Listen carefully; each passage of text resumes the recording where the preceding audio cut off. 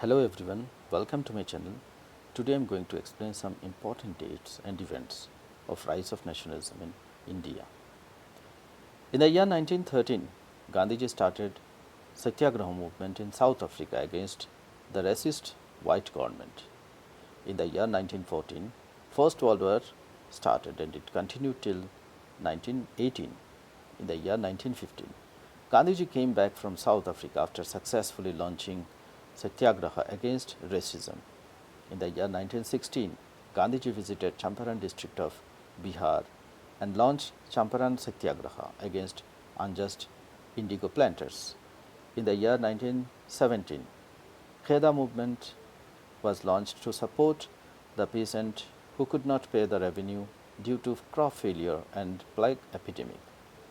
In the year 1918, Gandhiji visited Ahmedabad cotton mill workers and successfully launched Satyagraha movement against British atrocities.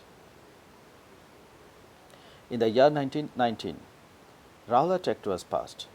According to that Rowlatt Act, British could detain the political prisoners in jail for 2 years without sending them before the court for trial. In the year 1919, on 13th April, on the day of Baisakhi festival, Jallianwala massacre took place. General Dyer was responsible for that incident. In the year 1919, Khilafat movement started in India. Ali brothers, Muhammad Ali and Shaukat Ali, the young generation Muslim leaders, they set up Khilafat committee in the very same year 1990 on 30th March. In the year 1920, two very important sessions of Congress took place. First in the month of September in Calcutta, and in the month of December in Nagpur, Panmur, session of Congress took place.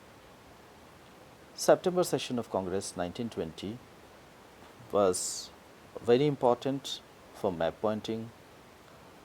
In that September session of Congress 1920, Gandhiji introduced the proposal of starting Khilafat movement along with non-cooperation movement. However, some of the Congress members were not agreed. In fact, they wanted to participate in the council election. In the month of December, at Nagpur session of Congress, Gandhiji convinced Congress members, and that session is referred to as the compromise session. After that, in the year 1921, Khilafat non-cooperation movement was started officially. In the year 1922, non-cooperation movement was called off by Gandhiji after an incident that took place at Chauri Chaura in Gorakhpur district of Uttar Pradesh. 1927, FICCI was formed by the industrialists. In the year 1928, Indian Constitution was drafted for the first time by Motilal Nehru. In the year 1929, the famous Lahore session of Congress conducted, and Gandhiji and Jawaharlal Nehru was the president of that session of Congress. And demand for Purna Swaraj or complete independence was taken, and henceforth Congress decided to fight for complete independence or Purna Swaraj. In the year 1929, in the very same year, after that Lahore session of Congress, the British government, led by Viceroy Irwin, wanted to offer a dominion status for India. By dominion status, here it means India would get freedom under the British Emperor. India would be a country and India would not get complete independence. In fact, they would be monitored by the Britishers. So that was the offer. That was a vague offer, and Indians were not interested in that. In the year 1930, Distressed Class Association was formed by Dr. B.R. Ambedkar. In the year 1930, Gandhiji started his famous Dandi March to break salt law. According to the salt law, only the Britishers could manufacture salt. They had the monopoly right of manufacturing salt, and as a result of this, they imposed very high taxes on salt. So Gandhiji started his famous Dandi March from his Sabarmati ashram to coastal town Dandi. Dandi March or Salt March marked the beginning of civil disobedience movement. So 1930 was the beginning of civil disobedient movement as well. In the year 1930, first Roundtable Conference took place in London. Congress didn't participate. In the year 1931, Gandhi-Irvin Pact was signed between Gandhiji and Viceroy Irvin. According to that Gandhi-Irvin Pact, Gandhiji agreed to call off civil disobedience movement, and he also agreed to participate second roundtable conference.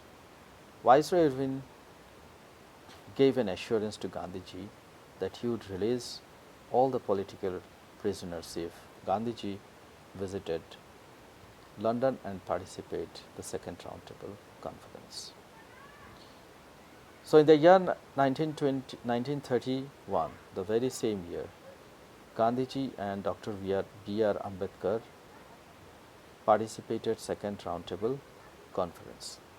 In the year 1932, Pune Pact between Mahatma Gandhi and Dr. B.R. Ambedkar was signed.